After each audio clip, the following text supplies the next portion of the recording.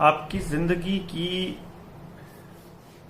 बहुत महत्वपूर्ण वीडियो साबित होने वाली है ये, क्योंकि अभी तक जो आपने समझा है वो इस नजर से समझा है कि सरकारें आपके साथ षड्यंत्र कर रही हैं।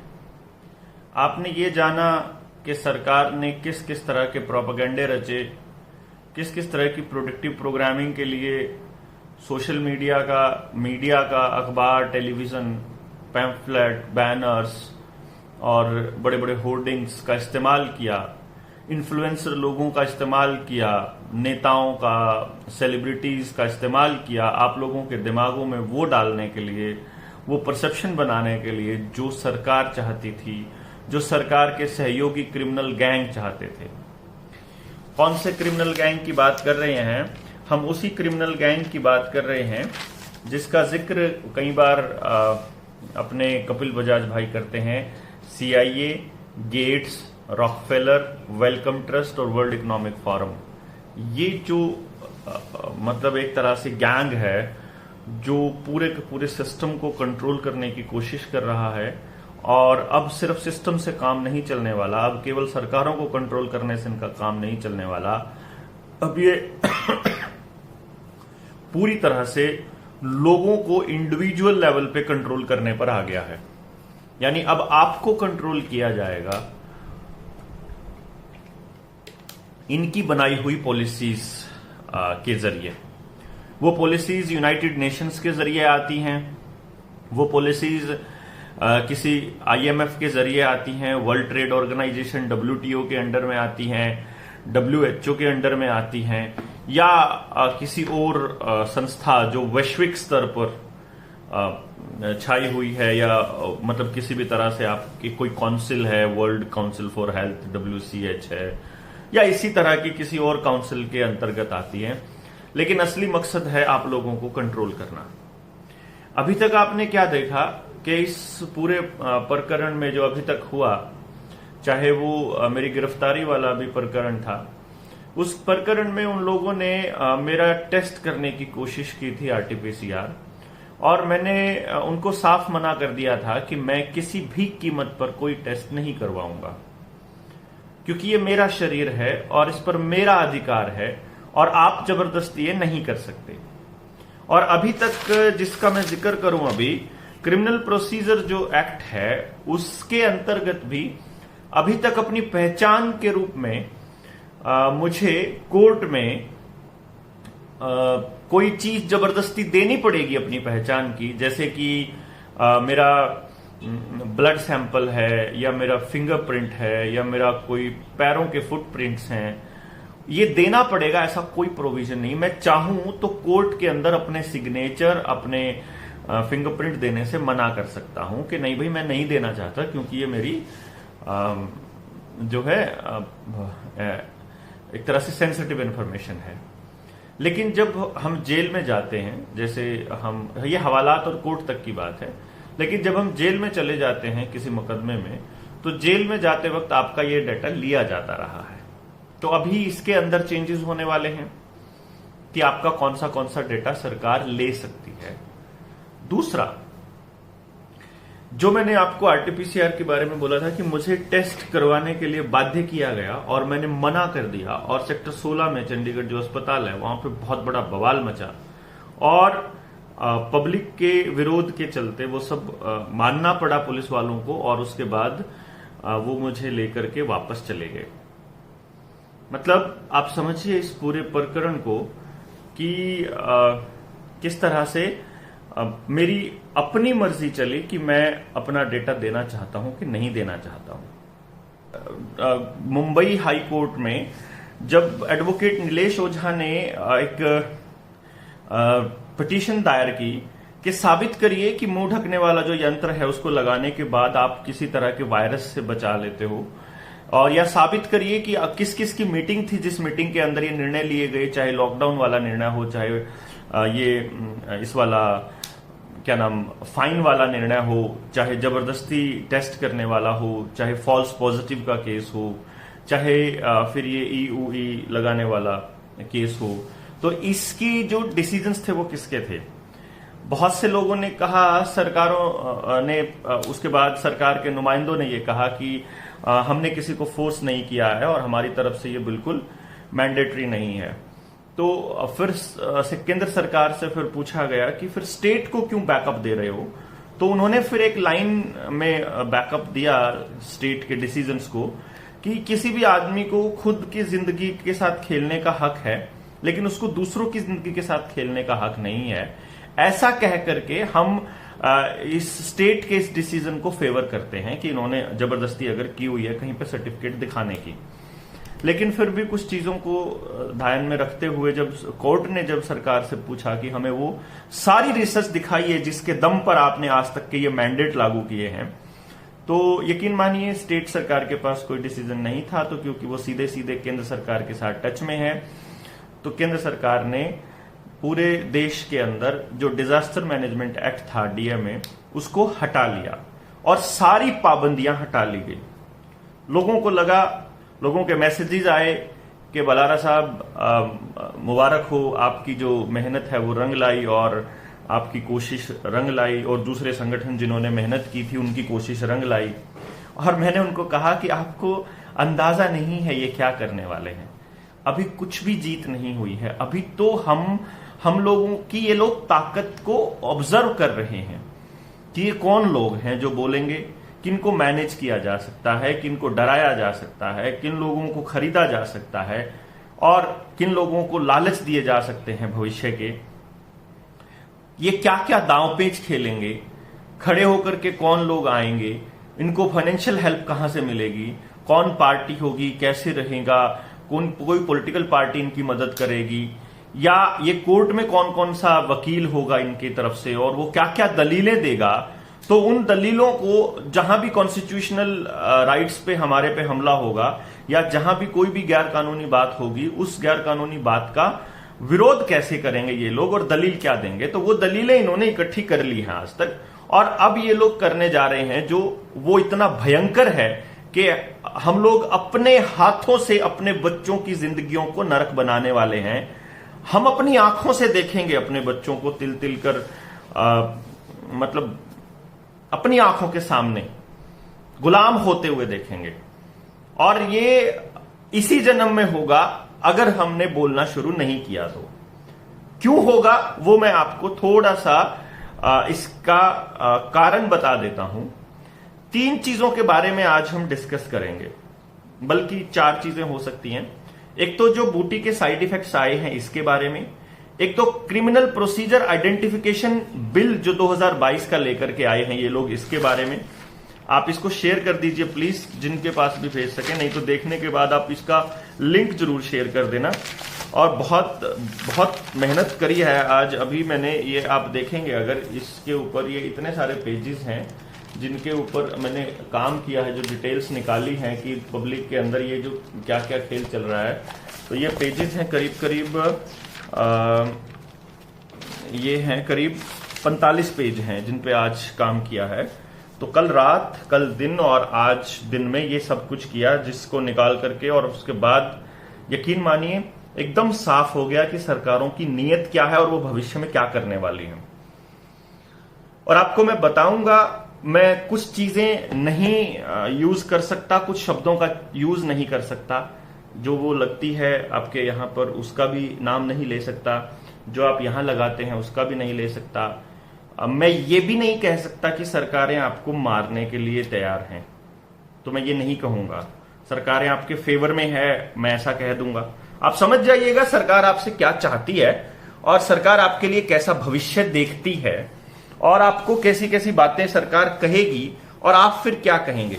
तो एक मैंने आपको बताया the criminal procedure identification bill 2022। दूसरी चीज जिसका मैं जिक्र करूंगा आज की बात में वो है पब्लिक हेल्थ बिल, जो पार्लियामेंट के जो मानसून वाले सत्र हैं उसमें अभी लाने वाली है सरकार, और बिल पेश किया जाने वाला है। और तीसरा है जो पेंडेमिक ट्रीटी है, जो WHO की पेंडेमिक ट्रीटी जो हर देश को साइन करने के लिए भेजी है, जितने भी यूनाइटेड नेशंस के देश हैं उन्होंने भेजी है। तो वो देश अपने देश मतलब वो मुल्क के जो राजा हैं या जो उस मुल्क को संभालने वाले लोग हैं वो अपने देश के लोगों की राय लेते हैं या सीधा ऐसे ही मतलब जारी कर देंगे इसका रेफरेंडम या इसका कोई आदेश, वो देखने वाली बात होगी। और चौथा, कुछ साइड इफेक्ट्स की बात बताऊंगा मैं जो लोगों के साथ हुआ, या मैं ये कहूंगा कि ब्रेन हैमरेज और जो हार्ट अटैक्स के जो केसेस बढ़ रहे हैं वो किस किस तरह के और कैसे लोगों के हैं, और उनमें से मैक्सिमम ने पहली और दूसरी ले रखी थी, और बच्चों के केस में तो जैसे पहली के बाद ही हुए कुछ साइड इफेक्ट्स, और बड़ों के केस में सेकंड के बाद, और तीसरी के बाद तो ल्यूक मॉन्टेग्नियर बोल के ही गया कि अपना AIDS जो है वो चेक करवा लेना जिसने तीसरी ले ली है, क्योंकि उसके बाद पूरे पूरे चांसेस हैं, जिनके बाद फिर रहस्यमय तरीके से उनकी डेथ भी हो गई थी, जो RT-PCR के निर्माता है केली मोरिस की तरह। तो अभी मैं इसके अंदर ना मैं कुछ चीजें बताऊंगा। पहले नंबर पर मैं आपको बता दूं, जो क्रिमिनल प्रोसीजर आइडेंटिफिकेशन बिल है उसके बारे में, 2022 के बारे में आप प्लीज शेयर कर दीजिए ताकि और लोग जुड़ जाएं। ये अभी लोकसभा में इंट्रोड्यूस हो चुका है, 28 मार्च को मंडे को ये लोकसभा में दिया जा चुका है, जिसके अंदर अभी तक जो पुलिस को जो अधिकार थे, मैंने आपको बताया था कि अभी तक आपके फिंगरप्रिंट्स, आपके टो प्रिंट्स जो हैं, मतलब फुटप्रिंट्स लेने का अधिकार था, वो भी तब जब आप जेल में जाते हैं। लेकिन अब कोर्ट्स में आप अपने बायोलॉजिकल डेटास को भी देने से मना नहीं कर सकते, यानी आपकी जो सेंसिटिव इंफॉर्मेशन है, सबसे ज्यादा सेंसिटिव इंफॉर्मेशन है, आप उसको भी देने से मना नहीं कर पाओगे। वो क्या क्या? This bill allows the police to collect, store and analyse the physical and the biological samples including your retina and iris scan. यानी कि ये जो कानून आने वाले टाइम में, इस बिल यानी ये विधेयक है अभी फिलहाल, अगर ये कानून बन जाता है तो पुलिस आपका फिजिकल और बायोलॉजिकल सैंपल जितने भी हैं उन सबको जबरदस्ती ले सकती है और उनका डेटा रख सकती है, including your retina and iris scan. आपका और अनप्रेसिडेंटेड पावर मिलेगी आपके ब्लड सैंपल्स, आपके सलाइवा, आपका DNA सैंपल, कोई भी सैंपल मतलब।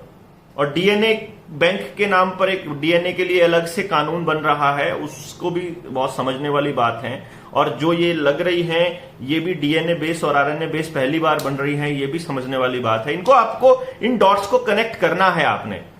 हम सीधा सीधा बोलेंगे और बोलते ही हमारी वीडियोस गायब हो जाएंगे और ये समझ में नहीं आता हम आप लोगों को कैसे समझाएं। तो आपके DNA सैंपल, आपके सलाइवा यानी कि चाहे आपका नाक से लेना हो चाहे आपका मुंह से लेना हो, उसको जबरदस्ती ले सकती है पुलिस। ब्लड सैंपल आपका जबरदस्ती ले सकती है पुलिस। रेटिना का और आइरिस स्कैन ले सकती है। जो हाई रेजोल्यूशन CCTV कैमरा शहरों में लगने वाले हैं, जो फेशियल रिकॉग्निशन से जो आपके चेहरे को रिकॉग्नाइज करके डेटा इकट्ठा करके ऊपर भेजेंगे सेंट्रल एजेंसीज को, ये भी पॉइंट नोट करने का होगा कि आप इसके ऊपर कैसे रिएक्ट करते हैं और आप इस पे क्या कहते हैं। समझ गए होंगे आप अभी तक। दूसरी चीज जो मैं आपको बताऊं, पब्लिक हेल्थ बिल। ये एक, इसमें मैं इतना ही बताना चाहूंगा कि ये आपको आपके डेटा को जबरदस्ती लेने का बिल अभी आ गया था। फिर है पब्लिक हेल्थ बिल। ये पार्लियामेंट के मॉनसून सत्र में टेबल होगा और इसका पर्पस क्या है देखिएगा, बहुत ही शानदार तरीके से आपको इसे समझना होगा। मैं इसके कुछ नए ड्राफ्ट बता देता हूं। जो ये पब्लिक हेल्थ बिल है, ये पब्लिक हेल्थ बिल आने वाले टाइम में आपका जो एपिडेमिक डिजीज एक्ट है उसको रिप्लेस करने वाला है। यानी कि अभी तक आपने देखा कि डिजास्टर मैनेजमेंट एक्ट को तो रिवोक कर लिया सरकार ने, लेकिन अभी पेंडेमिक एक्ट को रिवोक नहीं किया है। तो पेंडेमिक एक्ट अभी भी लगा हुआ है अपने देश के अंदर, तो उसके अंतर्गत अभी भी आपके ऊपर कार्रवाई ये लोग कर सकते हैं। लेकिन अब मैं कुछ चीजें बता रहा हूं। जो नया ड्राफ्ट है, हेल्थ लॉ है, मैं ये एज इट इज पढ़ूंगा। इसके अंदर कुछ शब्दों का इस्तेमाल होगा।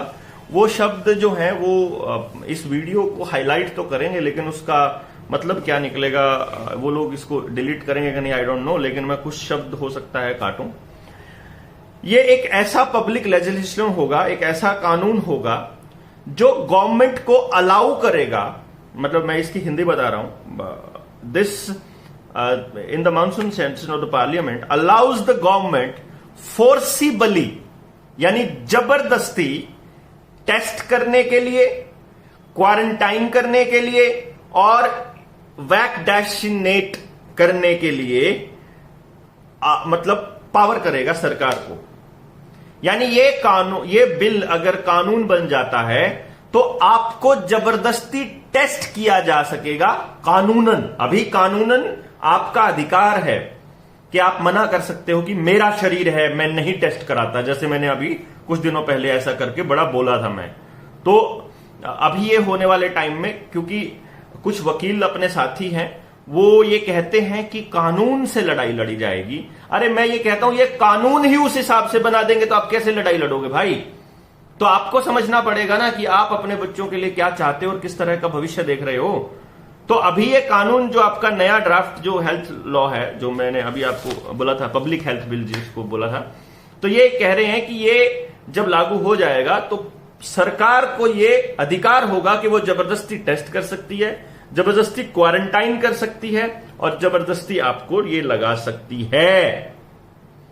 Any person can be examined, किसी को भी एग्जामिन किया जा सकता है, वैक्सीनेटेड आपको लगाया जा सकता है, and given any other treatment without his और हर कंसेंट, यानी कोई और उसको इलाज दिया जा सकता है उसकी मर्जी के बिना। आप नेचुरोपैथ हो, आप होम्योपैथ हो, आप आयुर्वेद को मतलब डील करते हो, आप कुछ भी करते हो, आपकी कंसेंट की जरूरत नहीं होगी। आपकी मर्जी के बिना आपका इलाज सरकार करेगी अपने हिसाब से। वो आपके शरीर में कुछ डालना चाहती है तो आप मना नहीं कर पाओगे। अगर ये नया पब्लिक हेल्थ बिल कानून बन जाता है तो आप और आपके बच्चे कभी भी मना नहीं कर पाएंगे कानूनन। क्योंकि अभी तक लोगों के जब मैसेजेस आते थे मेरे पास कि वो कानून की कॉपी दे दीजिए, वो सुप्रीम कोर्ट के आदेश की कॉपी दे दीजिए जिसके अंदर मैंडेटरी नहीं है और स्वैच्छिक है, तो मैंने एक ही बात कहता था मैं अपनी हर वीडियो के अंदर कि कल को सुप्रीम कोर्ट अगर कह दे या कल को सरकार लिखित में दे दे कि नहीं तुम्हें मैंडेटरी करवाना ही होगा, तब क्या करोगे? तो ये वो टाइम आ गया मेरे दोस्तों कि ये अभी बिल डाल दिया है इन्होंने, ये कानून बन जाएगा तो अब आप किसी भी सूरत में बच नहीं पाओगे, आपको रगड़ा जा सकेगा इस कानून के बाद। This legislation allows the government to force people to do social distancing. यह कानून सोशल डिस्टेंसिंग करने के लिए मजबूर कर सकता है, मतलब सरकार को पावर दे सकता है कि वो मजबूर कर दे लोगों को कि सोशल डिस्टेंसिंग करें। And to carry out the surprise inspections, अचानक से of the places they live and work in, आपके काम के स्थान पर, आपकी जहां नौकरी है या जहां आपका बिजनेस है वहां और आपके घर में सरप्राइज इंस्पेक्शन के लिए कोई भी घुस सकता है आपकी परमिशन के बिना। पॉइंट्स को समझिएगा, आपकी प्राइवेसी, आपकी जिंदगी किसी भी काम की नहीं। मान लीजिए मैं ये कहता हूं कि भाई मैं तुम्हारा दिया हुआ केमिकल नहीं लेता, मान लीजिए मैं ये कहता हूं कि भाई तुम्हें यह खतरा लगता है कि मैं बाकी लोगों में संक्रमण फैलाऊंगा तो मैं अपने घर में रहूंगा, मैं कहीं नहीं जाऊंगा, तो ये कहेंगे नहीं तुम्हें लेना ही होगा, तुम्हारे घर में घुसकर लगाएंगे। मैं कह दूं कि नहीं मुझे नहीं चाहिए, नहीं भाई, तुम्हारे घर और तुम्हारे काम के जगह पर जबरदस्ती घुस जाएंगे। पहले भी घुसे हैं, तब आप चुप थे इसलिए इनके हौसले बुलंद हो गए, फिर लोगों ने बोलना शुरू कर दिया, फिर ये भागने शुरू कर गए। शेयर कर दीजिए प्लीज आप लोगों तक। अच्छा, this draft law also allows the government to kill the birds and the other animals. ये कानून सरकार को पक्षी और जानवर मारना भी अलाउ करेगा। यानी अगर सरकार कह दे कि पर्टिकुलर बीमारी को जानवर फैला रहे हैं, तो ये कानून अलाउ करेगा कि सरकार लोगों की भलाई को ध्यान में रखते हुए आपके जो डंगर हैं उनको भी कह दे कि ये बीमारी जो है इन डंगरों से फैल रही है, तो आपको ये मारने पड़ेंगे भाई, इनके बिना काम नहीं चलेगा। तो मेरे ख्याल से ये पॉइंट आपको समझ आया।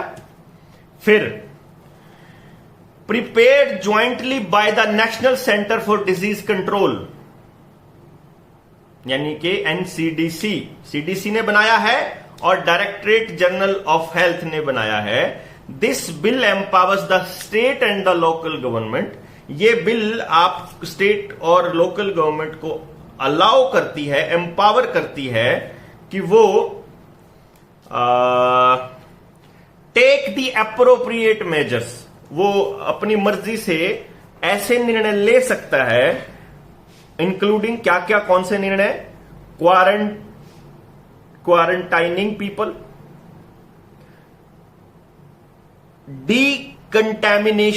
कंटेमिनेटिंग द स्पेसीज, यानी आपके घरों में छिड़काव करना है, किस चीज का करेंगे हमें नहीं पता, आइसोलेटिंग द इन्फेक्शियस एजेंट्स, यानी अगर वो कहते हैं कि भाई तू जो इन्फेक्शन फैला रहा है, देवेंद्र बल्हारा इन्फेक्शन फैला रहा है, तो इसको क्वारंटाइन करो, इसको अकेले को आइसोलेट कर दो और किसी को इसके पास नहीं आना, ना ये जाएगा।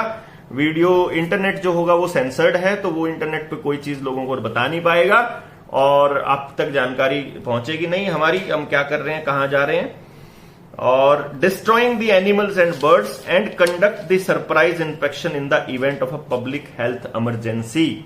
अगर पब्लिक हेल्थ इमरजेंसी के केस में ये ऐसे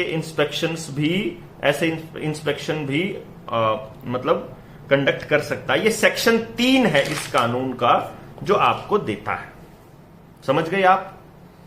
यानी कि आपकी जिंदगी के डिसीजंस आप नहीं ले पाएंगे। इसमें थोड़ा आगे पॉइंट और है, this bill empowers the government of a state और the union territory to conduct any medical examination. आपकी मर्जी के बिना आपका कोई भी मेडिकल एग्जामिनेशन करवाया जा सकता है, जो लेबोरेटरी एग्जामिनेशन भी हो सकता है। प्रोवाइड वैक्सीनेशन और the treatment of any disease, यानी कि आपको वो इलाज दिया जा सकता है किसी भी बीमारी का, to a person who is exposed, suffering और सस्पेक्टेड टू बी सफरिंग।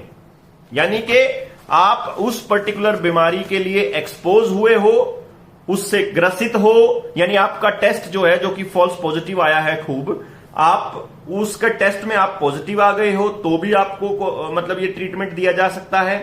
आप एक्सपोज हुए हो, यानी बाई चांस हमने कहा कि भाई पानीपत के एरिया में बड़ा फैला हुआ है, पानीपत में मैं घूम के आया था, तो सरकार कहेगी तू पानीपत में गया था, अब तेरे को तो लेना पड़ेगा क्योंकि तू एक्सपोज हो गया है। मैं कहूंगा कि मैं नहीं भाई, कोई सिम्टम नहीं है, मुझे कोई दिक्कत नहीं है। नहीं लेना पड़ेगा क्योंकि ये कानून सही है, समझ गए।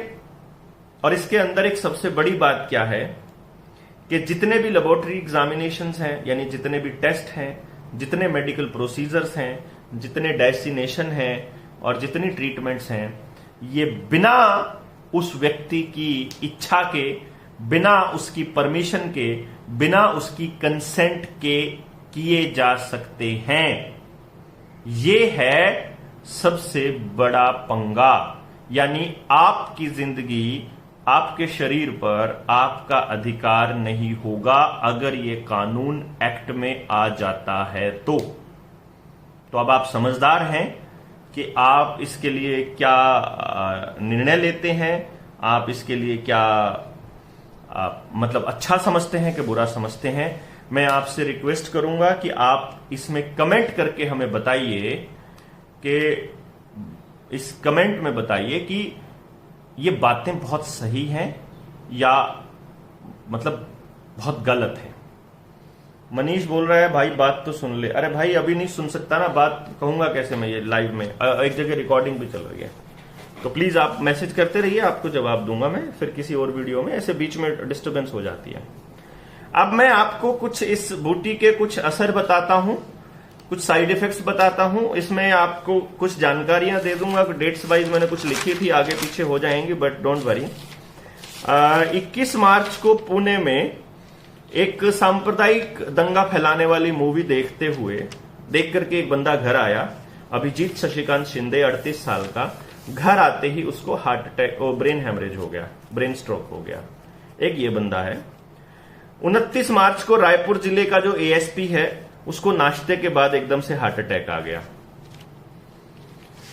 अच्छा जी, एक चीज इंदौर में, एमपी के इंदौर में क्या हुआ, होता क्या है कि एमपी के इंदौर में मकान मालिक ने कहा कि जो इस बंदे की फोटो हटाओ, जो ये दड़ियल है इसकी हटाओ, नहीं तो काट डालेंगे, ऐसा कुछ लाइन बोल दी। और उसी टाइम उस बच्चे की मां को हार्ट अटैक आ गया। तो उन्होंने कहा कि शायद इसलिए हार्ट अटैक आया है। एक इसी के अंदर है 27 मार्च को पीलीभीत के बीसलपुर के मोहल्ला पटेल नगर में जो बस चालक है, रोडवेज का जो कर्मचारी है, उसकी हार्ट अटैक से मौत हो जाती है। 28 मार्च का जागरण बताता है, यानी 27 को हुई होगी ये, कानपुर के थाना परिसर में दरोगा जी की बैठे बैठे हार्ट अटैक से मौत हो जाती है। वैभव राउत 25 साल का लड़का है, अभी अपने दोस्त की शादी में नाच रहा है, अचानक से छाती में दर्द होता है और गिर जाता है। अस्पताल ले जाते हैं तो ब्रॉड डेड, मतलब मृत पाया जाता है। गोपी राजू 19 साल का, ये अमीरपेट तेलंगाना के अंदर है। एग्जामिनेशन हॉल के अंदर 12वीं क्लास का बच्चा एग्जामिनेशन हॉल में हार्ट अटैक पकड़ता है और उसी time on the spot cardiac arrest हो जाता है। गुजरात में 12वीं की लड़की को अहमदाबाद में, जो 29 तारीख को, 29 मार्च की बात है, आपको याद ही होगा, उसको 12वीं की बच्ची को हार्ट अटैक हो जाता है। फिर एक बहुत इंपॉर्टेंट बात है, ये 4 जनवरी 2022 की बात है। बच्ची को स्कूल में लगा, क्या लगा आपको समझ आ गई? आपको क्या लगा? तमिलनाडु के शॉलिंगपुर की बात है, ये रानीपेट की। तमिल सेल्वी की बेटी को, जो 17 साल की बेटी है, उसको लगा। घर आते ही बीमार पड़ गई। अगले दिन अस्पताल में दाखिल कराई। अस्पताल के अंदर दाखिल कराने के बाद इलाज के दौरान पता चला कि उसकी आंखों की रोशनी चली गई है। तब से लेके तमिल सेल्वी और उसका पति शॉलिंगुर, रानीपेट, वेल्लोर और चेन्नई, इन 4 जिलों में जाकर के अपनी बेटी के इलाज के लिए लाखों रुपया खर्च कर चुका है। सरकार की तरफ से कोई मदद नहीं मिली है। सरकार ये कह रही है, जब वो वहां जाती है क्रिश्चियन मेडिकल कॉलेज वेल्लोर में, सीएमसी वेल्लोर में, तो डॉक्टर टी जैकब जॉन बोलते हैं कि इस सीनेशन से जो है रोशनी नहीं गई है आंखों की। एक्चुअली ये जो रोशनी जाने के पीछे किसी रोग के जो लक्षण हैं वो जागृत हो गए होंगे। यहां पर वो कहते हैं कि भाई इससे कोई नहीं हुआ, इससे कुछ नहीं हुआ, ये तो पुराने किसी रोग के लक्षण जागृत हो गए होंगे। अब आपको ये बता देते हैं कि कपिल भाई ने इसकी जानकारी हमको दी, कपिल बजाज ने, कि जो ये डॉक्टर टी जैकब जॉन है, ये पीएचएफआई का गवर्निंग बोर्ड में भी रह चुका है, उसका मेंबर रह चुका है, पीएचएफआई के गवर्निंग बोर्ड का सदस्य रह चुका है, जो कि सीआईए, गेट्स, रॉकफेलर और वेलकम ट्रस्ट और वर्ल्ड इकोनॉमिक फोरम का पूरा गैंग है।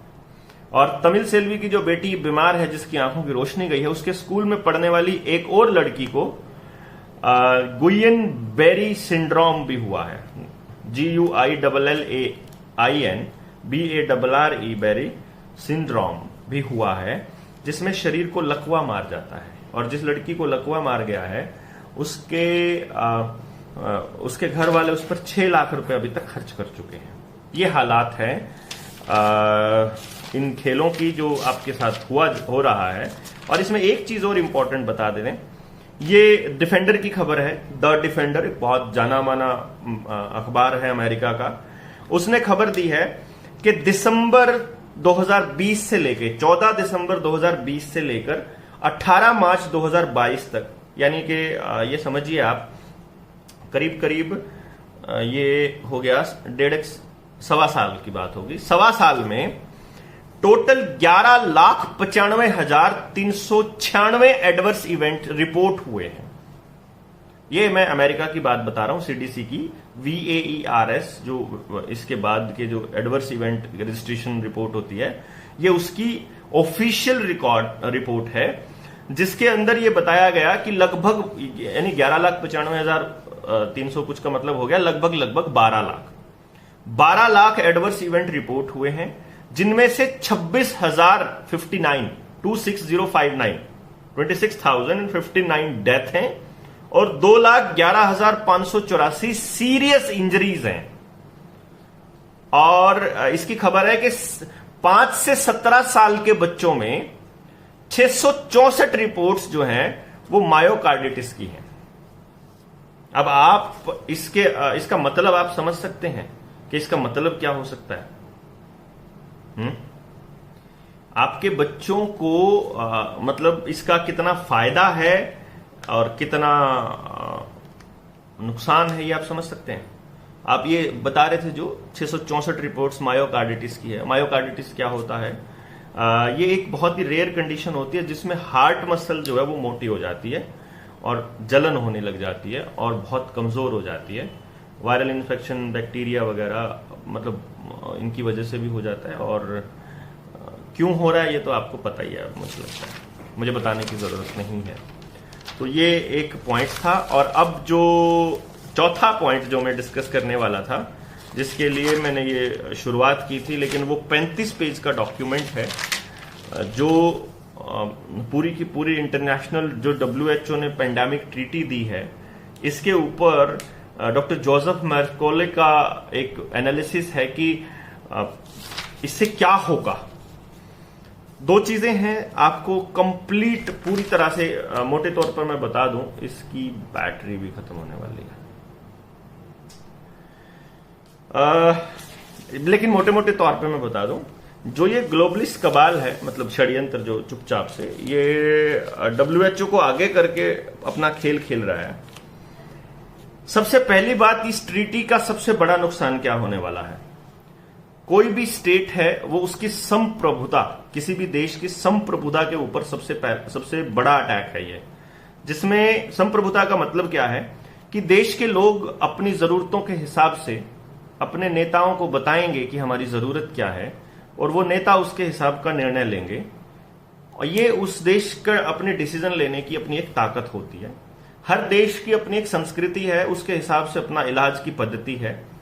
तो WHO नहीं बता सकता किसी को कि तुम्हें कौन सा इलाज लेना है, लेकिन अगर ये ट्रीटी साइन कर देता है कोई देश तो फिर ये बाइंडिंग हो जाएगा और देश के लोग और वो देश अपनी मर्जी से डिसीजन नहीं ले पाएगा। कोई भी डिसीजन अपनी मर्जी से नहीं ले पाएगा, ये ध्यान रखिएगा। अगर ये जबरदस्ती हो जाती है तो फिर आपको जो ये लगवाना भी जरूरी होगा और फिर उसका सर्टिफिकेट दिखाना भी जरूरी होगा। दूसरी बात, इसके अंदर एक बहुत बड़ी चीज जो कही गई है वो ये है कि आपकी हेल्थ इंफॉर्मेशन को सेंसर करने की पावर हम किसी को दे देंगे। यानी आपका डेटा जो है वो कंप्लीट सारा डेटा आपकी जिंदगी से जुड़ा हुआ वो हमने किसी एक संस्था को दे दिया समझो। और प्राइवेट इंस्टीट्यूशंस हैं ये जिनको हम दे रहे हैं। आधार का डेटा भी प्राइवेट कंपनी के पास है, जो आपका ये जो सर्टिफिकेट आपका बन रहा है ये भी प्राइवेट कंपनी के पास है, इसका भी मेंटेनेंस। तो आप समझ लिए जो भी चीजें ऑनलाइन है वो सारी प्राइवेट कंपनियों के पास है आपकी। तो ये आपका सारा इंफॉर्मेशन, सेंसिटिव इंफॉर्मेशन इनके पास चली जाती है तो क्या होगा। दूसरी बात, इसके अंदर एक कमाल की बात है कि अगर मान लीजिए आपके डॉक्टर ने कोई फरमान जारी किया है, उससे आपको कोई नुकसान हो जाता है तो उसकी तो जिम्मेदारी है डॉक्टर की। लेकिन अगर WHO कोई फरमान जारी करता है और उससे अगर मान लो किसी को कुछ हो जाता है तो किसी की जिम्मेदारी नहीं है। क्यों नहीं है? क्योंकि WHO को डिप्लोमेटिक इम्यूनिटी मिली हुई है। तो WHO के किसी भी अधिकारी के ऊपर कोई भी देश, कोई भी मुल्क कोई कार्रवाई नहीं कर पाएगा। तो ये एक कितनी खतरनाक पॉइंट है, ये आप समझते हैं इसमें कितना बड़ा खेल है। अगली बात आपको बताएं कि WHO का सबसे बड़ा फंडर कौन है? Bill Gates. यूनाइटेड नेशंस सबसे बड़ा फंडिंग मतलब सबसे बड़ी फंडिंग यूनाइटेड स्टेट्स से आती है, अमेरिका से मतलब। दूसरे नंबर पे ये आती है, बिल गेट्स आता है। तीसरे नंबर पे लेकिन गावी क्या है? जो ये वैक्सीन्स बनाती हैं वो कंपनी रिसर्च का सारा काम करता है। गावी और बिल गेट्स का जो टोटल जो डोनेशन है, जो टोटल कंट्रीब्यूशन है, जो टोटल फंडिंग है डब्ल्यूएचओ को जाती है, वो दुनिया में सबसे ज्यादा है। यानी कि इनडायरेक्टली बिल गेट्स सबसे बड़ा फंडर है डब्ल्यूएचओ का। रॉकफेलर फाउंडेशन भी है, और रॉकफेलर फाउंडेशन तो ड्रग्स माफिया है पूरी तरह से, इसको तो सबको मालूम ही है। तो एक ये बहुत बड़ी चीज है। इवेंट 201 के बारे में आपने पढ़ा होगा, उसकी फंडिंग भी बिल गेट्स ने ही की थी। और जो एक और चीज थी, न्यूक्लियर थ्रेट इनिशिएटिव एक्सरसाइज, ये इसको फंडिंग देने वाला भी अपना बिल गेट्स ही था। तो मैंने बहुत डिटेल में मैं इसकी गया था, 35 पेज की हमने ये डिटेल एक डॉक्यूमेंट तैयार किया था, और इसके ऊपर ट्रेनिंग के दौरान तो डिस्कशन किया जा सकता है, और वीडियो के माध्यम से हम बताएंगे तो सारा कुछ उड़ जाएगा, इसमें तो बता ही नहीं सकते हैं। इसमें द पल्स जो चैनल है उसके जो मार्टिनो ने लिया था, शबनम पालेस मोहम्मद जो वर्ल्ड काउंसिल फॉर हेल्थ की स्टीयरिंग कमेटी की मेंबर है, उनका इंटरव्यू लिया। और जब उन्होंने बताया कि ये जो ट्रीटी है ये क्या है, सबसे पहले उन्होंने बताया कि ये ट्रीटी सबसे पहली बात तो इनवैलिड और अनलॉफुल है। मैं मोटे मोटे तौर पे बता देता हूं। वर्ल्ड काउंसिल फॉर हेल्थ में जो मेंबर थी, स्टीयरिंग कमेटी में जो मेंबर थी, उन्होंने ये बताया। उसके बाद इन्होंने इसके बारे में बताया कि अल्टीमेट पावर ग्रैब जो है वो डब्ल्यूएचओ के पास चली जाएगी, सबसे बड़ी पावर वही हो जाएगा, फिर किसी मुल्क के पास कुछ नहीं बचेगा, और आप तो कुछ कर ही नहीं पाएंगे। और आपकी उस आजादी को छीनने के लिए जो मैंने 2 कानून अभी थोड़ी देर पहले बताया, जो हमारी संसद में ऑलरेडी जा चुके हैं, ये आपको समझना पड़ेगा। और जो ये सर्टिफिकेट था ना, पहला सर्टिफिकेट दिखाओगे तो बस में जा पाओगे, इधर जा पाओगे, वहां जा पाओगे, इसको लगाने, इसको दोबारा से थोपने की बारी आने वाली है। आपको दोबारा से थोपा जाएगा।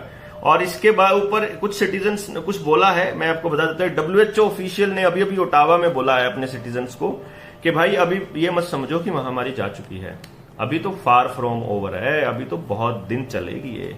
तो ये उन्होंने बताया था, ये इसको मतलब। अच्छा, दूसरी बात, यूनाइटेड ट्राइब्स ऑफ न्यूजीलैंड ने इस ट्रीटी को बिल्कुल पूरी तरह से खंडन कर दिया है। मैं इसको जब पढ़ रहा था तो मुझे बहुत अच्छा लग रहा था। इस पूरी की पूरी लाइन को समझोगे तो उन लोगों ने अपनी मीटिंग के अंदर पूरा प्रस्ताव पास करके, जैसे हम ग्राम सभा का करते हैं, ऐसे यूनाइटेड ट्राइब्स ने अपना प्रस्ताव पास करके बोला कि जो हमारा प्रधानमंत्री है वो एक तरह से बिका हुआ है और उनके हाथों में खेल रहा है, तो हम उसको अपनी पावर नहीं देते डिसीजन लेने की, और हम कलेक्टिवली तुम्हें फरमान जारी करते हैं कि हम ये नहीं मानेंगे। तो मुझे आइडिया आया कि हमारी जो खाप पंचायतें हैं और हमारे जो और संगठन है और ग्राम सभाएं हैं, उनको ये काम अब करना पड़ेगा कि इस ट्रीटी के बारे में मैंडेट बनाए हम लोग। तो इसके लिए बहुत जल्दी हम निकलेंगे लोगों का समर्थन लेने के लिए। और दूसरा, अगला जो पॉइंट था, this treaty would create the global censorship over the health information. Global censorship, इसमें यही तो है ना। आप देखिए, जो आरोग्य सेतु ऐप थी वो क्या करती थी, आप कहां जाते हो कहां नहीं जाते, उस पूरी की इंफॉर्मेशन इकट्ठी करके देती थी कि इतने लोग इकट्ठे रहे, या आपकी लोकेशन को, आपकी ट्रैवल हिस्ट्री को जज करने के लिए था। अब कहां से आए हो, कहां जा रहे हो, पूरा ऑनलाइन रजिस्ट्रेशन करोगे तो दूसरे स्टेट में जाओगे। ये पूरा गेम प्लान था आपकी आजादी को सरेंडर करने में। आप खुद से सरेंडर कर दो ताकि खुद से ऑफिशियली। और 2019 में इस पूरे खेल का पता चल गया था। ये खेल बताऊंगा तो ये मैं पहले बता चुका हूं अपने वीडियोस में, वो डिलीट कर दिया गया था। तो ये ट्रेनिंग में ही मैं आपको बता पाऊंगा जब हम लोग ये करेंगे। और ये आने वाली अगली जो महामारियां हैं उसका भी डिटेल पूरी तरह बता रही है। जो क्लास स्वाब है, जो वर्ल्ड इकोनॉमिक फोरम का चेयरपर्सन है, उसकी एक बुक है द ग्रेट रीसेट, उसके अंदर भी बहुत सारी इंफॉर्मेशन जो मैंने निकाल करके रखी थी। और रियल में कि एक आदमी के साथ जबरदस्ती हो रही हो तो बाकी के 49 लोग भाग करके उसके पास जाके उसको बचा सकें वो जबरदस्ती से। तो एक तरह से सोचने वाले, एक फ्रीक्वेंसी पर सोचने वाले लोगों को एक दूसरे के साथ टच में रहना बहुत जरूरी है और उनके साथ संगठित रहना बहुत जरूरी है। कल को आपकी जरूरतें एक दूसरे के साथ ही पूरी करनी पड़ेंगी। ये दौर 2030 तक नहीं रुकने वाला है। तो मेरे दोस्तों, ये कानून ऐसे ऐसे आएंगे कि आपके घर का सारा लोहा, सोना, चांदी, जितनी धातु है वो सरकार के पास चली जाए, आपका पैसा सरकारों के पास जाए। श्रीलंका का जो फूड क्राइसिस है वैसा ही फूड क्राइसिस भारत में भी लाया जाएगा। रोज की रोज पेट्रोल डीजल के दाम बढ़ने वाला जो सिलसिला है, ये उसी का एक षड्यंत्र का हिस्सा है। ये कोई अंतर्राष्ट्रीय कानून, कोई कहीं पर कोई गड़बड़ नहीं हो रखी है, मैं आपको बताऊं, इट इज ऑल प्लान्ड। आप देखिए कि किसान को बर्बाद किया जाएगा। अभी देखिएगा, किसान की सरसों एमएसपी से ज्यादा खरीदी गई, अब की बार गेहूं भी एमएसपी से ज्यादा खरीदा जाएगा। और ये साबित किया जाएगा कि देखो वो कानून थे ना, प्राइवेट प्लेयर्स ज्यादा में खरीदते हैं, और वो कानून जो थे वो बहुत सही थे। एफसीआई को बर्बाद किया जा रहा है, 2.5 लाख मीट्रिक टन से 40 लाख मीट्रिक टन पर स्टॉक आ गया है। तो भारत में अगर कभी पैसे की, उसकी फूड की जरूरत पड़े, अगर मान लो भूखमरी आ जाए, अब की बार मान लीजिए लोगों के पास पैसा ना रहे खाना खरीदने के लिए, आप एकदम से गेहूं का रेट इतना हो जाए, एकदम से उनका रेट हो जाए। पहले तो हम ये कहते थे कि इन कानूनों की वजह से हो रहा है, बट अब कह देंगे हम युद्ध की वजह से हुआ, पूरे वर्ल्ड में इस बीमारी की वजह से हुआ, या कह देंगे कि ये इसकी वजह से हो रहा है जो श्रीलंका में हो रहा है, या फिर फूड क्राइसिस ऐसे आ जाता है फॉर एग्जांपल। तो आपके पास पैसा बचा नहीं है और एफसीआई के पास अनाज नहीं है, तो फिर प्राइवेट प्लेयर्स के पास रहेगा। प्राइवेट प्लेयर्स आपकी जमीन को ले लेंगे, इनको जमीन चाहिए अब की बार और कुछ नहीं। सारे रिसोर्सेज पे ये कब्जा कर चुके हैं, कोयले पे ये कब्जा कर चुके हैं, बांध पे ये कब्जा कर चुके हैं, पहाड़ों पे ये कर चुके हैं, रोड पे ये कर चुके हैं, रेलवे पे ये कर चुके हैं, ऑर्डिनेंस फैक्ट्रियों पे ये कर चुके हैं, हेल बेल सेल, मतलब स्टील अथॉरिटी ऑफ इंडिया पे देख लो, चाहे हैवी इलेक्ट्रिक अप्लायंसेस पे देख लो, आप चाहे आप बीएसएनएल पे देख लो, HPCL, BPCL, LIC, railway, banking, सबको ये कब्जे में कर चुके हैं। तो मतलब ये हुआ कि आपको केवल इतना सा ही तो करना है इन्होंने कि जब हमारा फूड प्रोडक्शन बंद हो जाए, हमारे फूड क्राइसिस आ जाए, तो तब ये अपने इशारे पर चलाने लगे हमको। और उसके बाद फिर ये जो ट्रीटी है, फिर ये नए एक्ट हैं हेल्थ के से रिलेटेड, और फिर जबरदस्ती हमारे क्रिमिनल आइडेंटिफिकेशन वाले हैं। तो हम लोग किसी भी कीमत पर बचने वालों में से तो नहीं दिखता मुझे। इन्होंने पहले से ही डिटेंशन सेंटर्स भी बनाए हुए हैं, और इनके साक्षी महाराज बोल चुका है कि 2024 में चुनाव नहीं होंगे। और अभी अभी एक डिक्लेयर किया है, उसने कहा था, वो मैं अभी लिख रहा था उसको, क्योंकि हंगरी में जो विक्टर ऑर्बन है उसने बोल दिया कि महामारी का दौर है, इससे निपटना तो पड़ेगा ही और ये लंबी चलेगी, इसलिए जब तक मैं जीऊंगा मैं प्रधानमंत्री होऊंगा। तो हंगरी में ये एग्जाम्पल हो चुका है। और फिर 29 मार्च को शंघाई में 2.5 करोड़ आबादी वाला जो शंघाई है उसको इन्होंने पूरी तरह से जाम कर दिया है, लॉकडाउन कर दिया है, ताकि लोग जो बाकी के लोग हैं बाकी मुल्कों में वो भी मेंटली तैयार हो जाएं अगले लॉकडाउन के लिए। तो ये पूरा का पूरा, इसको कैसे समझोगे आप? अपने आसपास के लोगों को जैसे ये मत कहिए कि लोग समझने को तैयार नहीं होते हैं, हमने बहुत समझाया लेकिन भक्त बने हुए हैं। नहीं, जो लोग भक्त बने हुए हैं उनको नहीं समझ में आएगा, उनको जाने दीजिए। शहर में उन लोगों को ढूंढिए जो आपकी फ्रीक्वेंसी पे बैठे हुए हैं, उनसे कांटेक्ट रखिए, क्योंकि आपको जरूरत उनकी पड़ने वाली है। फिर वो जो भक्त बने हुए हैं उनको भी जिस दिन समझ में आएगा वो भी दौड़े दौड़े आपके पास ही आएंगे, वो कहीं नहीं जाने वाले हैं। उनको जिस दिन अकल आएगी, उनको पता होगा कि ये इन लोगों ने ये चीजें पहले बता दी थी, फूड क्राइसिस आने वाला है, इसमें आने से पहले हमने बता दिया था। जिस तरह से आगरा है, मतलब अलायंस बनाया था जो ग्रीन रेवोल्यूशंस इन अफ्रीका, जो एग्रीकल्चर रेवोल्यूशंस के लिए था, जो बिल गेट्स ने अफ्रीका के अंदर किया कि हम अफ्रीका की भूखमरी को मिटा देंगे 2021 तक, और 2021 में उसकी जो भूखमरी है वो 1.5 गुना हो गई थी। ये मैं कब से बोल रहा हूं कि भाई ये जहां जहां जाएगा सब कुछ खत्म करता जाएगा, और फिलैंथ्रोपी की आड़ में ये सारा गंद फैला रहा है। लोगों को लग रहा है कि ये बचाने चला है लोगों को। पोलियो की जो आपके बच्चों को पिलाई गई थी उसकी भी सच्चाई हमारे पास इस डॉक्यूमेंट में पड़ी हुई है, लेकिन यहां बोलते हैं तो वीडियो डिलीट कर देते हैं अगर सच्चाई बताते हैं तो। ये मिस इन्फॉर्मेशन कहते हैं उसको। आपके पड़ोस में अगर किसी को कुछ हो जाए इस बूटी की वजह से और आप उसको फेसबुक पे लिख दो तो आपको 1 महीने के लिए बैन कर देंगे ये लोग कि तुम झूठ फैला रहे हो। सामने से हो रहा है और हमें मालूम है कि इसकी वजह से हो रहा है, लेकिन फिर भी हम बोल नहीं पाते। ये इस तरह का समाज बना रहे हैं, हम बोल नहीं पाएंगे। अभी क्या हो रहा है कि अभी तो ये साइट्स इनके मालिकों की, ये मालिक इसके वर्ल्ड इकोनॉमिक फोरम के मेंबर हैं। अब ये साइट्स मान लो साइट्स ना हो, हम इंटरनेट चला देंगे। अब इंटरनेट को भी ये लोग सेंसर करने वाले हैं। साइबर अटैक आके आपके बैंक एकदम से पूरी तरह से खत्म हो जाए और आपका इंटरनेट पे अटैक होकर ये कह दें कि अब इंटरनेट भी सेंसर होगा, अब इंटरनेट भी हमारी मर्जी से चलेगा, जैसे चाइना में चल रहा है। चाइना का एग्जांपल तो इन लोगों ने लेकर आना है, social credit system, digital currency है, और ये साइबर अटैक टाइप का, युद्ध, महामारी, food crisis, it's all planned. तो ये जो चीजें हैं, आप राजीव दीक्षित भाई का वो जो वर्ल्ड ट्रेड ऑर्गेनाइजेशंस वाले जो वीडियोस हैं उनको जरूर देखिए, और पता चलेगा कि उन्होंने बताया हुआ है कि युद्ध अभी हो रहा है। ये सुनील ने मुझे बताया था, मैं भी सुनूंगा उसको, मैं नहीं सुन पाया था, लेकिन अब मैं सुनूंगा उनको डिटेल में। हालांकि मेरे पास वक्त थोड़ा सा कम बचता है, लेकिन बड़ी बात यह है दोस्तों कि आप अपने जैसे लोगों को ढूंढिए। अपने जैसे लोग अगर आपको मिल जाते हैं तो उनको संगठित करके उनके साथ संख्या बढ़ाइए। तो हम हर जिले में ऐसे लोगों को ढूंढ रहे हैं। आप अपने जिला में, जैसे 7 जिले हो चुके हैं, कल 8वां जिला है, तो आप और जो बाकी जिले हैं उनमें भी आप अपने संगठन बनाइए, और जब उस जिले की बारी आए तो उसको पता करिए। आप इस वीडियो का लिंक दोस्तों तक भेजिए। आप ये जो पेज है जनता सरकार मोर्चा का, इसका लिंक भेजिए, और इसको सी फर्स्ट या फेवरेट वाली कैटेगरी में लाना पड़ेगा, क्योंकि इन्होंने हमारी रीच इतनी कम कर दी है कि मतलब शेयर ज्यादा होते हैं और व्यूज कम होते हैं, बट स्टिल फिर भी हम अपनी तरफ से पूरी कोशिश कर रहे हैं। लोग इसको डाउनलोड कर सकते हैं, आप डाउनलोड करके अपनी वेबसाइट पे, अपने चैनल पे लगा लीजिए। वी डोंट केयर, कोई दिक्कत नहीं है। हम इंफॉर्मेशन लोगों तक जाना जरूरी है, कोई जरूरी नहीं है कि हमारे ही चैनल पे चले या हमारी व्यूज बने, ये कोई पर्पस नहीं है। पर्पस है जानकारी। आप ये जानकारियां इकट्ठा करके आप अपने दूसरे दोस्तों तक पहुंचा दीजिए, लेकिन पहुंचानी पड़ेगी उस हिसाब से कि वो हमें सुन ले, वो जान ले इन चीजों को। बिना जाने बात बनेगी नहीं। फिर भी अपनी तरफ से कोशिश हमारी जारी है। आप रोहतक आइए, कल मिलते हैं 10 बजे हुड्डा पार्क जो बस स्टैंड के पास है वहां पर, और फिर बहुत जल्दी ही रणनीति भी तय होगी इसके ऊपर कि क्या करना है ना। मैं